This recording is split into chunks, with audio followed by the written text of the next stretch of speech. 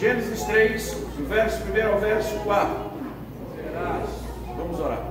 Pai Celeste, nós mais uma vez agradecemos o Teu nome por essas nossas crianças, agradecemos, ó Deus, pelas famílias que estão em Tua casa, por todos nós, ó Deus, que viemos nessa noite em Tua casa cantar louvores ao Teu nome, Te adorar em espírito e verdade, ouvir a Tua palavra, entender. E nós queremos, ó Deus, que esta palavra permaneça em nosso coração, no coração de cada criança que está em Tua casa, para que todos sejamos edificados com a verdade da Bíblia, da palavra do Senhor.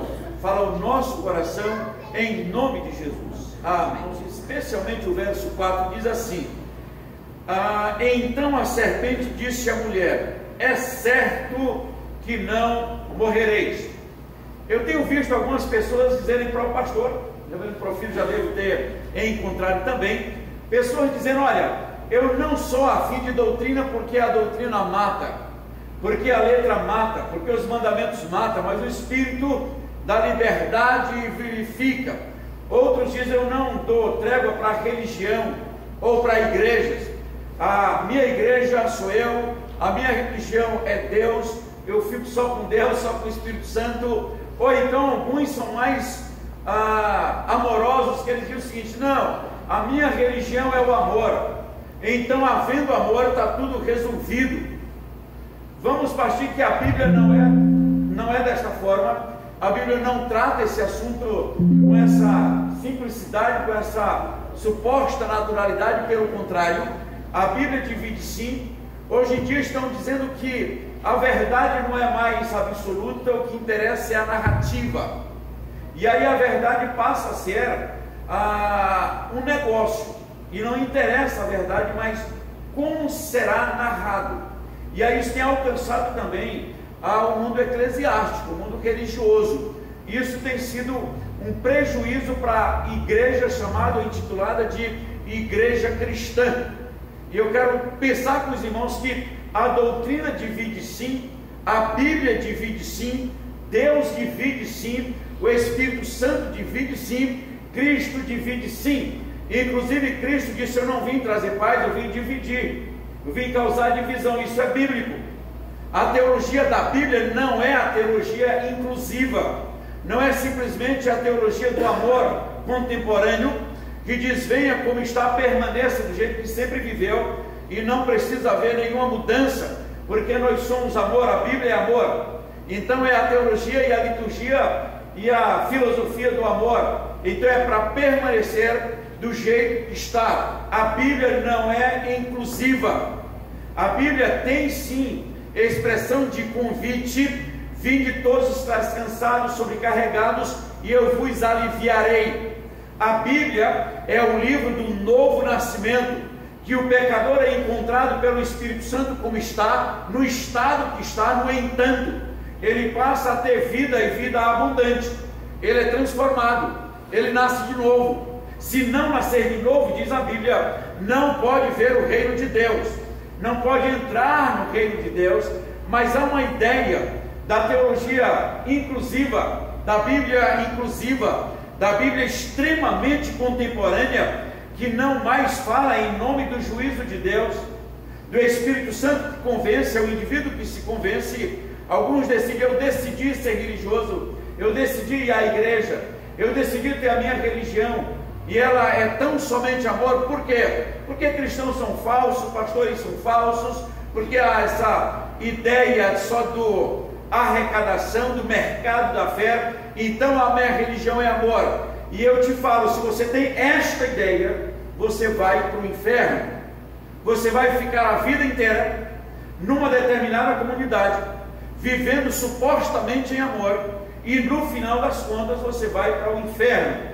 A religião é muito mais do que um ajuntamento, a igreja é muito mais do que um movimento.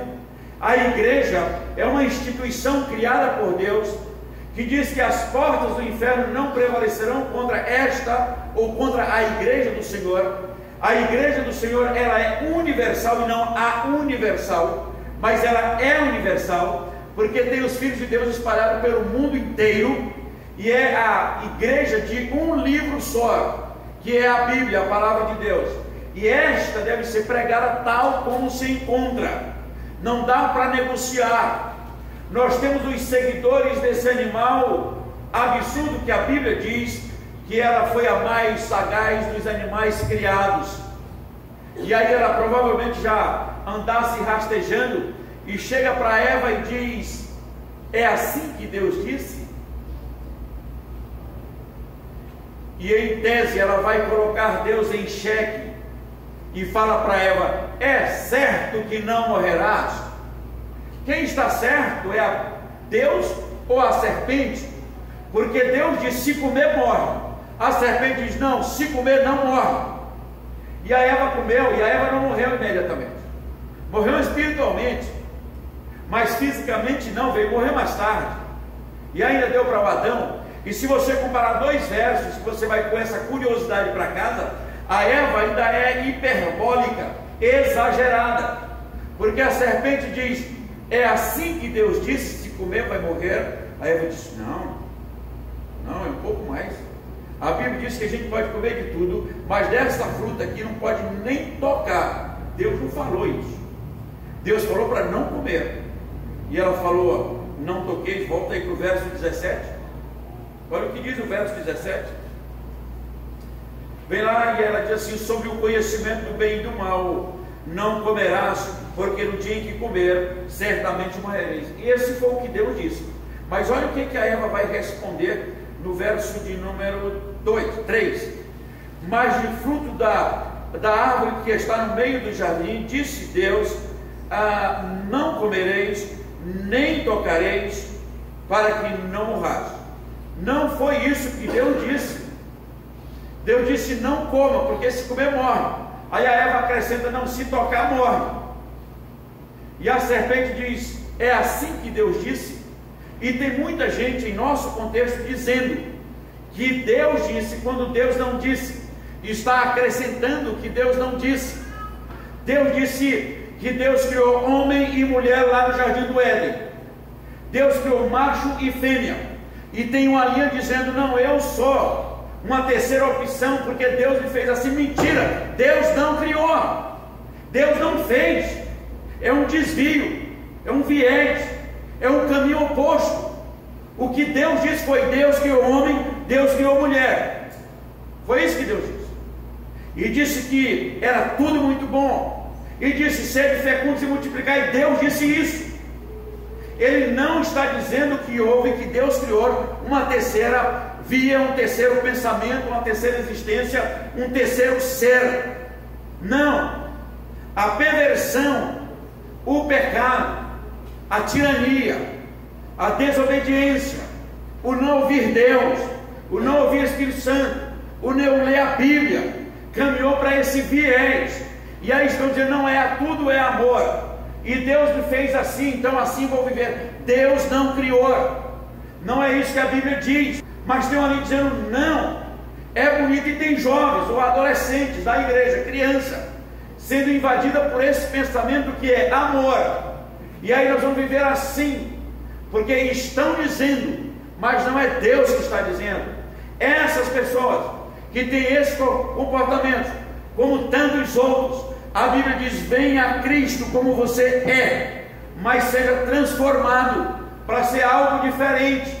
É nascer de novo, ter perdão e ter vida nova. É isso que a Bíblia diz.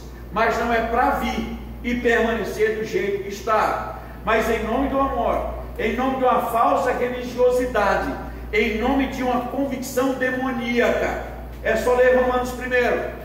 Diz que você vem e permanece como está. Não, todo pecador é bem-vindo. E nós cantamos o último cântico: pelo poder da cruz, ou na cruz, ou sangue. E aí estão vivendo agora um cristianismo sem cruz, sem sangue, sem perdão, sem promessa de vir como juiz. E aí as comunidades enchem, e aí há um movimento. Então a igreja de Cristo, ela não negocia a sua teologia, ela não negocia os princípios bíblicos, ela não negocia a verdade absoluta para ser mais amena, mais aceita na sociedade. Pelo contrário, a igreja sempre caminhou ao contrário da sociedade. A igreja de hoje está fazendo um esforço para andar de mãos dadas com a sociedade, porque não quer ser diferente, não quer ser sal, não quer ser luz. Vai se amenizando, vai se diluindo a verdade para tornar mais tragável. Não, a igreja não pode ser complacente, a igreja não pode ser inclusive a igreja não pode ser algo que vá ser aceita pela sociedade pelo ser, porque mudou o seu jeito de ser. Efésios 2 diz que o pecador está morto em delitos e pecado, por natureza faz a vontade dos pensamentos da carne e age naturalmente segundo o príncipe das trevas que atua nos filhos da desobediência. Esse pecador, em Efésios 2,12, vive nesta sociedade sem promessa, sem aliança, sem comunidade, sem esperança e sem Deus. E aí, quando tem um encontro com Cristo, Efésios 1,13, diz que esse pecador, uma vez que ouviu, uma vez que creu, foi selado com o Espírito Santo da promessa. E aí ele vai para Efésios 2,19, ele disse agora não é mais peregrino, não é mais estrangeiro, agora é da família de Deus. Então ser cristão é ser da família de Deus. Ser cristão não é simplesmente dizer, não, eu tenho amor, paz e amor, permaneço nos meus pecados porque é válido. Não, vai para o inferno. Mas pode ir à igreja? Pode fazer parte de comunidades e cantar e erguer as mãos e dizer aleluia, glória a Deus? Pode. E no final o demônio te espera. Simples assim. Simples assim. Pastor, mas você é radical? Sou. Sabe por quê? Porque Deus é radical, o Espírito Santo é radical, Cristo é radical, a Bíblia é radical, e veio para causar divisão. Não é da mesma coisa, não é da mesma linha, mas há um esforço muito grande para que a igreja dilua a verdade, dilua a teologia, dilua o jeito de ser da igreja. E alguns dizem, não tem nada a ver, é outros tempos, mas o demônio é o mesmo, o céu é o mesmo, o inferno é o mesmo, a Bíblia é a mesma. Ela não muda com o tempo, ela não se desfaz. Então a serpente vem e diz, é assim que Deus disse? Eu vou dizer, foi dessa forma, ainda acrescentou mais um pouquinho. Tem alguns crentes exagerados, não sei se a Eva era crente, mas exagerou um pouquinho. Vai dizer, não pode nem tocar nesse negócio, se tocar morre. E o demônio diz assim, é certo que você não morre. A Eva disse que viu que era boa, então ela comeu. E aí tem muita gente em nosso contexto com essa mesma ideia. É Deus e o homem, Cristo e o homem, a Bíblia e o homem, e eu fico com a Bíblia. 1 Pedro 2,9, ele vai dizer que, olha, você é raça eleita, sacerdócio real, nação santa, propriedade exclusiva de Deus. Se você ler o primeiro capítulo de João, a partir do verso 9, 10 e 11, então você tem algo extraordinário, porque a Bíblia diz que veio para os seus, que eram os judeus, os seus não receberam, e aí de repente diz que Deus deu o poder de serem feitos filhos de Deus, os que creem no seu nome. Então esta igreja, que é uma igreja reformada, você tem repetido aí o credo apostólico, porque tem muitos cristãos que nem lembravam mais que existia credo apostólico. Na verdade é um resumo da sua fé. Você crê no Deus Pai, Filho e Espírito Santo, crê na palavra de Deus, crê na igreja universal, você crê no Cristo que nasceu e que morreu, foi condenado, morreu, ressuscitou, subiu ao céu, está à direita de Deus Pai, onde há de vir julgar os vivos e os mortos. Então o cristianismo não é só essa história de amor e que a teologia tem que ser inclusiva, que a igreja tem que ser inclusiva. Não, a igreja, ela prega o amor de Deus, a misericórdia de Deus, o juízo de Deus, a bondade de Deus, prega o céu, mas prega também o inferno. E a igreja, ela leva uma mensagem de proclamação a todos que estão neste mundo, e pelo ouvir a palavra e ser convencidos pelo Espírito Santo, eles se tornam novas criaturas. Porque se não se torna nova criatura, de maneira alguma verá o reino de Deus. Então é preciso nascer de novo. Lembra daquela conversa de Jesus Cristo lá em João com tanto Nicodemos como a mulher samaritana? A teologia é a mesma, Primeiro, adorar Deus em espírito e em verdade. Segundo, se não nascer de novo, não pode ver o reino de Deus. Não existe essa igreja teológica e Bíblia inclusiva. Não existe essa igreja em nosso mundo inclusiva, a igreja de Cristo. Existe vertentes, ou viés, ou veredas, ou algo que estão abrindo as portas do céu, porque a Bíblia diz o seguinte: o caminho para o céu é estreito, a porta é estreita, e são poucos que entram por ela. O que o homem com o espírito da serpente está dizendo? Olha, o caminho é largo e céu, a porta foi escancarada, e são muitos que entram por ela. Não, a Bíblia diz o contrário, que é estreito o caminho, apertado o caminho, a porta é estreita, são poucos que entram por ela. Mas a ideia da teologia inclusiva e da Bíblia contemporânea está dizendo: não, o caminho foi alargado, a porta também foi alargado, a gente vai em amor, que no final vai dar tudo certo. Irmãos, a igreja não negocia esses princípios básicos da teologia e da Bíblia, porque se não nascer de novo não pode ver o reino de Deus. Então a doutrina divide sim, e é profundamente teológica essa doutrina bíblica da história da Eva e da serpente, é bíblica.